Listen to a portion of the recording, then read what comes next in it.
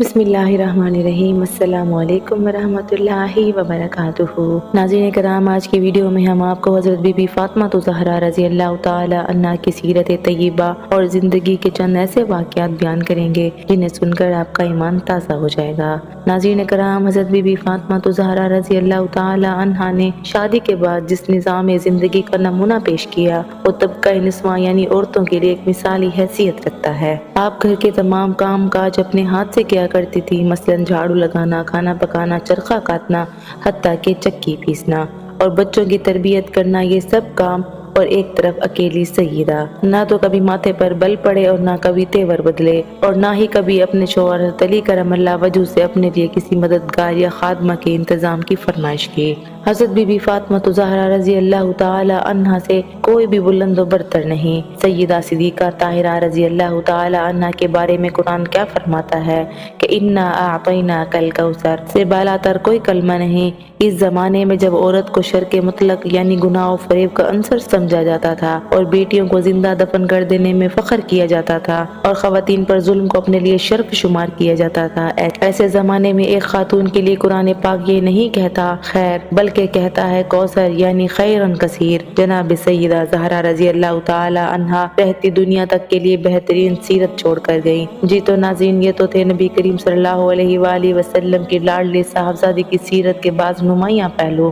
حضرت امیر المؤمنین علی المرتضیٰ رضی اللہ تعالی عنہ سے شادی کے بعد پوری دنیا میں نمونہ خاتون کی حیثیت سے افق عالم پر چمکی۔ پیغمبر اکرم صلی اللہ علیہ وآلہ وسلم کی دختر گرامی جس طرح ازواج کے مراحل میں سب کے لیے نمونہ اور اسوہ عمل تھیں، اس لیے اپنے پروردگار کی اطاعت میں بھی نمونہ تھیں۔ جب آپ کے گھر کے کسی کام کاج سے فارغ ہو جاتے تو عبادت میں مشغول ہو جاتی، نماز پڑھتی، دعا کرتی، خدا کی بارگاہ میں گریہ زاری کرتی اور دوسروں کے لیے دعائیں کرتی۔ امام صادق علیہ السلام اپنے جد امجد امام حسن علیہ السلام سے روایت کرتے ہیں کہ امام حسن علیہ السلام نے فرمایا، میری والدہ گرامی شب جمعہ کو صبح تک محراب یعنی عبادت کے لیے کھڑی رہتی تھیں اور جب دعا کے لیے ہاتھ اٹھاتی تو با ایمان مردوں اور عورتوں کے لیے دعا فرماتی لیکن اپنے لیے کچھ نہ کہتی۔ ایک روز میں نے سوال کیا، اماں جان آپ دوسرے کے لیے تو ہر طرح کی دعا کرتی ہیں لیکن اپنے لیے کیوں دعائیں خیر نہیں کرتی؟ آپ نے کہا، میرے بیٹے پڑوسیوں کا حق پہلے ہے۔ تو ناظرین کرام، ہم آپ کو بیان کر رہے تھے کہ حضرت فاطمہ الزہرا رضی اللہ تعالی عنہا کی عبادت اور تقویٰ کس طرح اللہ تعالیٰ سے محبت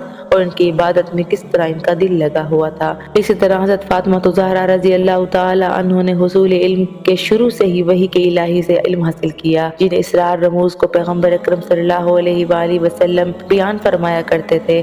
حضرت علی رضی اللہ تعالی عنہ اس کو تحریر فرماتے تھے اور فاطمہ الزہرا رضی اللہ تعالی عنہ ان کو جمع فرما لیتی تھیں، اور جب مصحف فاطمہ الزہرا رضی اللہ تعالی عنہ کے نام سے ایک کتاب کی شکل میں جمع ہو گئے تھے۔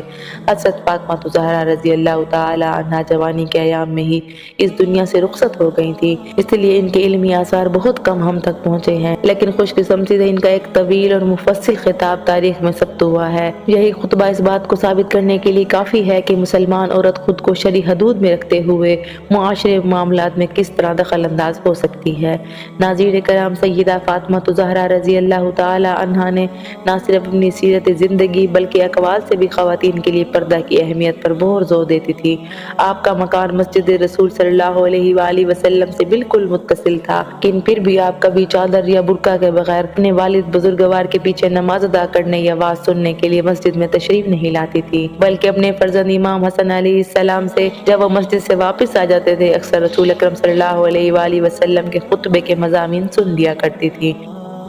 ایک مرتبہ پیغمبر اکرم صلی اللہ علیہ وآلہ وسلم نے منبر پر سوال پیش کر دیا کہ عورت کے لیے سب سے بہتر کیا چیز ہے؟ یہ بات سیدہ فاطمہ کو معلوم ہوئی تو آپ نے جواب دیا، عورت کے لیے سب سے بہتر بات یہ ہے کہ نہ عورت کسی مرد کو دیکھے نہ مرد کسی غیر عورت کو دیکھے۔ رسول اکرم صلی اللہ علیہ وآلہ وسلم کے سامنے جب یہ جواب پیش ہوا تو آپ نے فرمایا، کیوں نہ ہو، فاطمہ میرا ہی ایک ٹکڑا ہے۔ آپ کی سیرت مسلم خواتین کے لیے مشعل راہ ہے، تو میری پیاری بہنوں، عورت کے لیے جس کو خدا نے نامحرم قرار قرار کر دیا ہے اس کے لیے نامحرم ہے۔ خدا نے عورت کو نامحرم سے بات کرنے سے منع نہیں کیا، لیکن اس کی حدود اور قیود مقرر کی ہیں۔ روایات میں آتا ہے کہ عورت کو چاہیے کہ نامحرم سے نرم اور زیبا لہجے میں بات نہ کرے۔ امیر المؤمنین رضی اللہ تعالی عنہ نے حضور اکرم صلی اللہ علیہ وآلہ وسلم سے نقل فرمایا ہے، ایک نبینہ شخص نے حضرت فاطمہ الزہرا رضی اللہ تعالی عنہ کے گھر میں داخل ہونے کی اجازت چاہی۔ سیدہ فاطمہ الزہرا رضی اللہ تعالی عنہ پردے کے پیچھے چلی گئیں، پھر اس کو اندر آنے کی اجازت دے دی گئی۔ نبی کریم صلی اللہ علیہ وآلہ وسلم نے سوال کیا، اے فاطمہ، یہ تو نابینا آدمی ہے، اس کو تو کچھ نظر نہیں آتا، تو تم کیوں کر پردہ کر رہی ہو؟ اس وقت سیدہ فاطمہ الزہرا رضی اللہ تعالی عنہ نے جواب دیا، بابا جان، وہ مجھے نہیں دیکھ سکتے، لیکن میں تو ان کو دیکھ سکتی ہوں، مجھے ڈر ہے کہ وہ میری خوشبو نہ سونگھ لے۔ یہ سن کر نبی کریم صلی اللہ علیہ وآلہ وسلم بے اختیار شہادت دیتے ہوئے فرمانے لگے، فاطمہ میری جگر کا ٹکڑا ہے۔ عورت کے لیے اسلام میں حجاب کی بہترین شکل چادر ہے۔ یہ چادر فاطمہ الزہرا رضی اللہ تعالی عنہ کی عصمت اور عفت کی یادگار ہے۔ اس کو آج کی مسلمان عورت نے ایک طرف رکھ دیا ہے۔ میری پیاری بہنوں، کردار فاطمہ الزہرا سلام اللہ علیہا میں حجاب اور پردہ داری کے اتنے باکمال عناصر موجود ہیں کہ مسلمان خاتون اگر صحیح طریقے سے ان کا مطالعہ کرے تو وہ کسی بھی سیاسی نعرہ کے فریب میں آ کر دھوکہ نہیں کھائے گی۔ اور اگر خواتین فاطمہ الزہرا رضی اللہ تعالی عنہ کی اس روایت کا مطالعہ کریں کہ جس میں نبی کریم صلی اللہ علیہ وآلہ وسلم نے شب معراج کی داستان سناتے ہوئے عورتوں کے عذاب کا تذکرہ کیا، تو کوئی بھی خاتون بے پردگی کے بارے میں تصور بھی نہیں کرے گی۔ فقط ان عذابوں میں سے ایک عذاب بعنوان نمونہ پیش کیے دیتے ہیں کہ جو عورت اپنے بالوں کو نامحرم سے نہیں چھپاتی، قیامت کے دن اپنے بالوں سے لٹکائی جائے گی۔ اس کا دماغ کھول رہا ہوگا۔ اللہ تعالی ہم سب کو نیک اعمال کرنے کی توفیق عطا فرمائے، آمین ثم آمین۔ ناظرین کرام، آج کی ویڈیو میں بس اتنا ہی۔ اگر آپ کو ہماری ویڈیو پسند آئی ہے تو ویڈیو کو لائک اور چینل کو سبسکرائب ضرور کر لیجیے گا۔ ملتے ہیں آگے کسی اچھی ویڈیو میں، تب تک کے لیے اپنا خیال رکھیں۔ اللہ نگہبان۔